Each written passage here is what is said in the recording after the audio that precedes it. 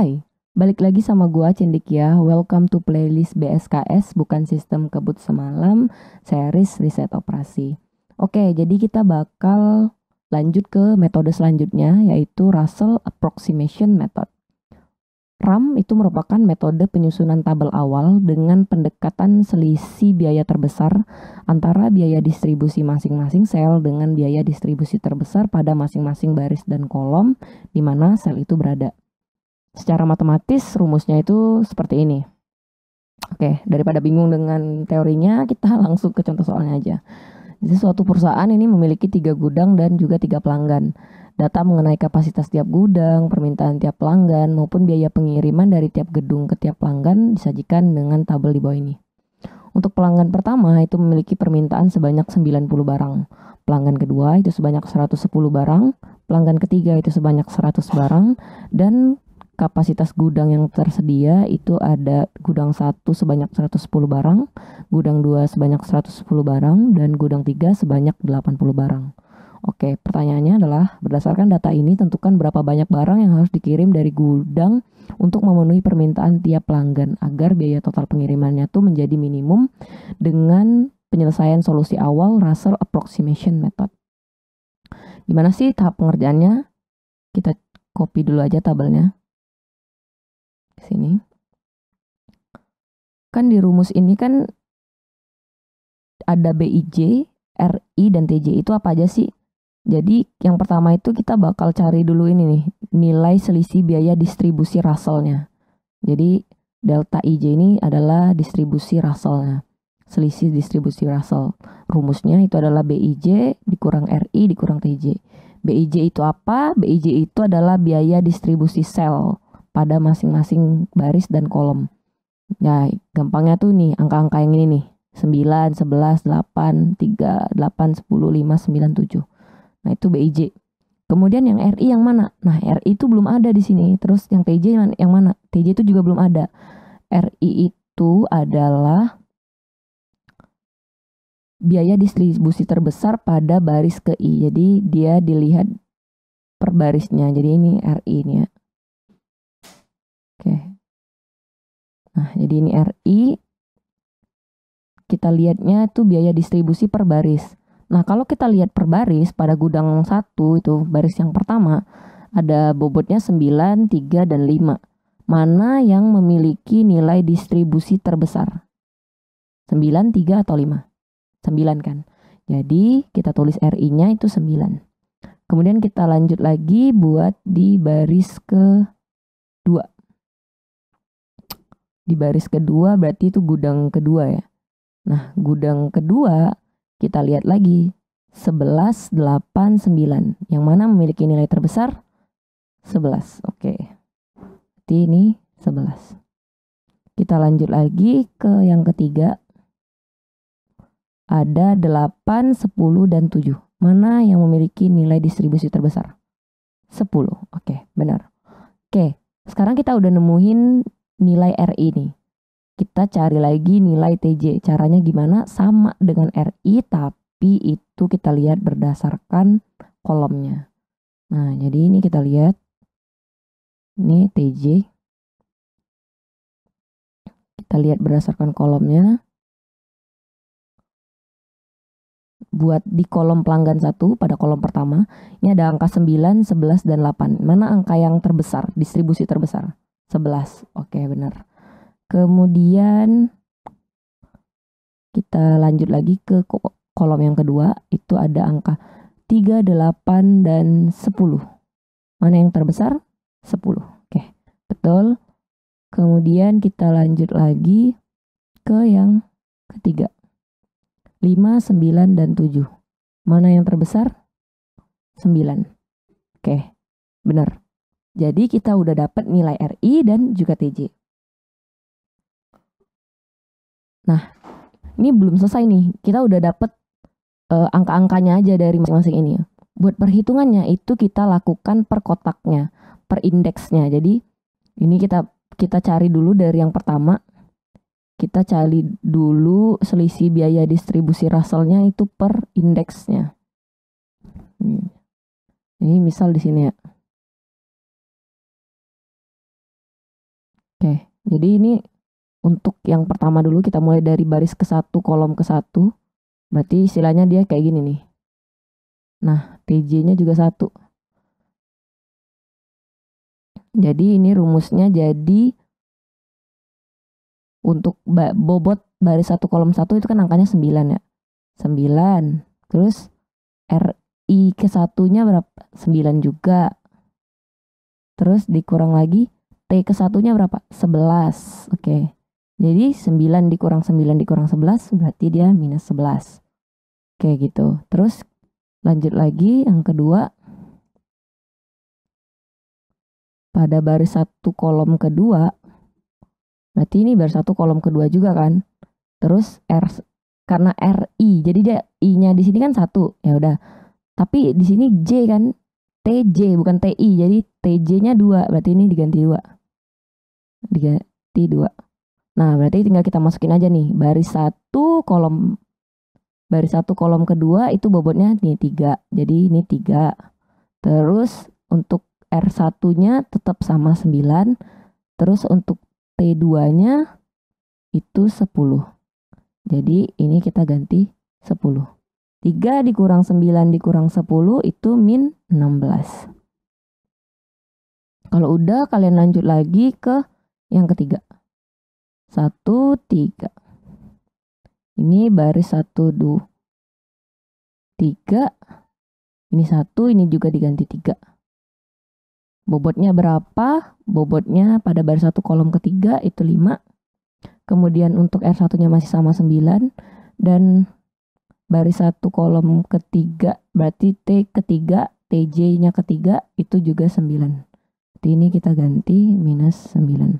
5 dikurang 9 dikurang 9 itu berarti nilainya minus 13.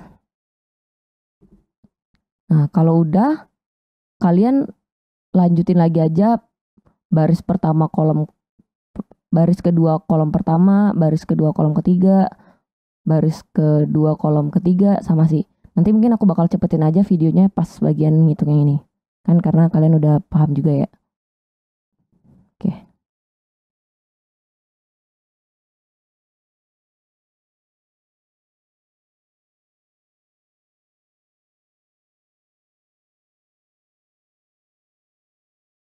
Oke. Nah, di sini kan udah didapetin semua ya nilai-nilai dari selisih biaya distribusi Russell-nya. Yang kalian lakuin adalah cari nilai distribusi Russell itu yang minusnya terbesar. Oke, yang mana nilai dengan minus terbesar? Minus terbesar ini bukan berdasarkan matematika ya. Kalau minus terbesar kan angka yang paling mendekati positif itu adalah minus terbesar kan. Nah, tapi di sini enggak, kita lihatnya memang angka minusnya yang besar gitu. Jadi di sini minus terbesarnya itu 16 ya. Nih, yang ini nih. Gak kelihatan ya. Ini pakai gini aja ya. Nah, gini. Nah, ini berarti dia pada baris pertama kolom kedua. Jadi ini adalah tabel yang bakal kalian eksekusi pertama kali. Nah, ini berarti pada baris pertama kolom kedua nih. Baris pertama kolom kedua berarti yang ini. Nah, yang ini sama lagi caranya kayak NWC, least cost, terus metode sebelumnya, Vogel, itu juga. Kita bandingin permintaan pelanggan dan kapasitas gudang. Karena ini sama-sama 110 dan 110, jadi tinggal kalian tulis aja 110. Jangan lupa kalau baris atau kolomnya udah kepenuhin, kalian kasih tanda aja biar enggak keisi ulang. Oke. Next step kita kerjain lagi dengan cara yang sama. Copy paste aja tabelnya ke sini. Nah, buat tabel yang udah kepenuh atau baris atau kolom yang udah kepenuh itu kita hapus aja TJ dan RI-nya. Ini kan pelanggan 2 udah keisi semua ya kotak-kotaknya. Jadi nggak kepake lagi TJ-nya, dan di RI juga sama, barisnya udah kepenuh semua jadi nggak usah dimasukin lagi. Nah, kita tinggal melakukan perhitungan terhadap kotak-kotak yang belum ada nilainya. Baik, baris kedua kolom pertama. Kita cari di sini rumusnya baris pertama kolom. Baris kedua kolom pertama, ini rumusnya. Nah, oh iya, bedanya metode Vogel sama Russell. Kalau Vogel kan dia ngeriset gitu ya nilainya kan, siapa yang terbesarnya terkecil. Nah, kalau di Russell ini enggak dia. Jadi dia nggak ngeriset. Walaupun misalnya kayak gini kan distribusi terbesarnya 10 tuh udah nggak dipakai lagi kotaknya, tapi ya udah tetap 10 ini dianggap distribusi terbesarnya. Jadi nggak ada kayak di Vogel ya. Kalau di Vogel kan kalau misalnya ini nggak kepake lagi berarti yang jadi terbesarnya itu 8 kan kayak gitu. Yang tadi kan yang terkecilnya berubah jadi berapa gitu kan. Di sini nggak beda. Jadi ini tetap berarti buat baris kedua kolom ke satu itu 11 dikurang 11 dikurang 11 minus 11. Selanjutnya itu adalah baris kedua kolom ketiga. Baris kedua kolom ketiga ini rumusnya itu adalah baris kedua 9 dikurang 11 dikurang 9 itu minus 11. Kemudian lanjut lagi ke yang belum keisi itu adalah baris ketiga kolom pertama. Baris ketiga kolom pertama. Baris ketiga kolom pertama itu ada 8 dikurang 10 dikurang 11, dapatlah minus 13. Kemudian lanjut lagi, tinggal satu kolom terakhir tuh baris ketiga kolom ketiga yang belum keisi. Oke, kalian copy paste aja. Nah, ini baris ketiga kolom ketiga itu 7 dikurang 10 dikurang 9. Di antara tabel ini yang memiliki nilai Russell, selisih Russell yang paling besar, minusnya yang mana? Minus 13 kan? Nah, jadi maka kita akan mengerjakan pada baris ketiga kolom pertama. Nah, baris ketiga kolom pertama itu kan di sini. Caranya tetap sama, kalian lihat permintaan pelanggan dan kapasitas gudangnya pada baris ketiga dan permintaan pelanggan pada kolom pertama. Nah, 90 sama 80, siapa yang bisa masuk angkanya? Itu 80 kan. Kalau 90 ya kelebihan kayak yang kita bilang. Nah, 80 berarti yang udah kepenuhin baris atau kolom? Ini baris kan berarti. Nah, berarti barisnya bisa kalian kasih tanda merah aja, berarti nggak boleh diisi lagi nih karena udah penuh semua nih di sini. Oke, kalau udah gini gimana lagi? Lanjutin lagi sampai selesai. Caranya tetap sama, diulang juga. Nah, ini perhitungannya kita tinggal kotak kosongnya yang baris kedua kolom pertama sama baris kedua kolom ketiga. Baris kedua kolom pertama, baris kedua kolom ketiga. Berarti ini udah keisi semua, nggak bisa dipakai lagi. Terus seperti yang aku bilang, R yang udah kepake dihapus aja karena nggak akan dipakai lagi juga. Oke, salah hapus yang ini yang dihapus. Nah, kalau udah, kita tinggal lakukan lagi perhitungan distribusi Russell-nya. Di sini ada 11 dikurang 11 dikurang 11 tetap minus 11. Dan ini ada lagi untuk kotak yang ini 9 dikurang 11 dikurang 11 yaitu minus 11. Pertanyaannya adalah, Kak, ini kalau sama gimana? Siapa yang mau duluan dikerjain gitu kan? Ya, kalau sama bebas, kalian mau kerjain yang mana aja duluan, itu nggak ada masalah, terserah. Karena nilainya bobotnya sama. Kalau seandainya aku mulai kerjain dari sini, kita bandingin 110 dengan 90. Tapi remember, 90 ini 80-nya udah kepake. Jadi sisa 10. Jadi ini nilai, walaupun ini nilai aslinya, tapi pembandingnya bukan itu lagi. Jadi yang kita bisa masukin 10 atau 110? 10. Oke, benar. Yang bisa kita masukin itu adalah angka 10. Nah, kalau udah, berarti ini udah keisi semua yang bagian ini. Nah, tinggal kita selesain dikit lagi, satu kotak lagi yang belum, yaitu di bagian ini yang 9. Pada baris kedua, kolom ketiga. Nah, ini kalian tinggal masukin pembandingnya, 10-nya udah kepake, jangan lupa dikurang 10, berarti tinggal 100. Ini angka asli awalnya. Berarti ini karena sama-sama pembandingnya 100, bisa kalian langsung tulis aja. Berarti ini 100. Oke, ini udah kayak biasa kita bakal cross check per baris dan per kolomnya. Apakah ini udah 110 sesuai dengan kapasitas gudangnya? Oke, benar. Terus ini apakah sesuai dengan kapasitas gudangnya? 10 tambah 100, 110. Oke, benar. Kemudian 80, apakah sesuai kapasitas gudangnya? Oke, benar. 10 tambah 80 sesuai dengan kapasitas gudangnya 90. Oke, benar. Ini 110 sesuai dengan kapasitas permintaan pelanggannya, benar. Ini juga 100 sesuai dengan permintaan pelanggannya, benar. Oke, kalau udah benar semua kayak gini, kalian tinggal cari TC-nya. Rumusnya masih sama. Bobot di dalamnya, ini bobot di dalamnya 3 dikali dengan jumlah barangnya. Jadi 3 dikali dengan 110 ditambah lagi dengan ini 11 dikali dengan 10 ditambah lagi dengan di bawahnya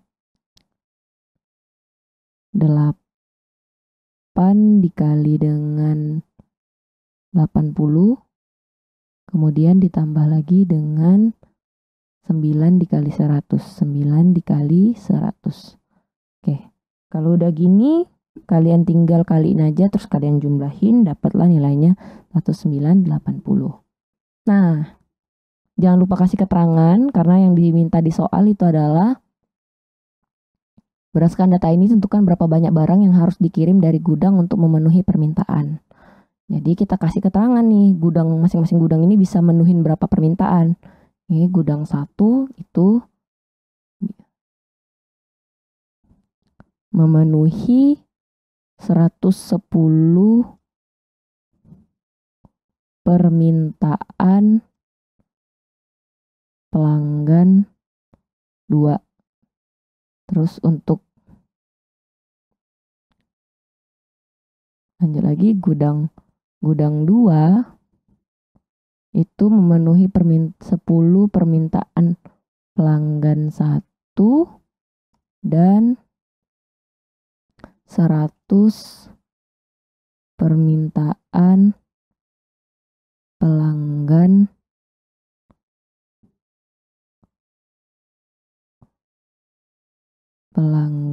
3. Ini maksudnya barang ya, 110 barang. Ini juga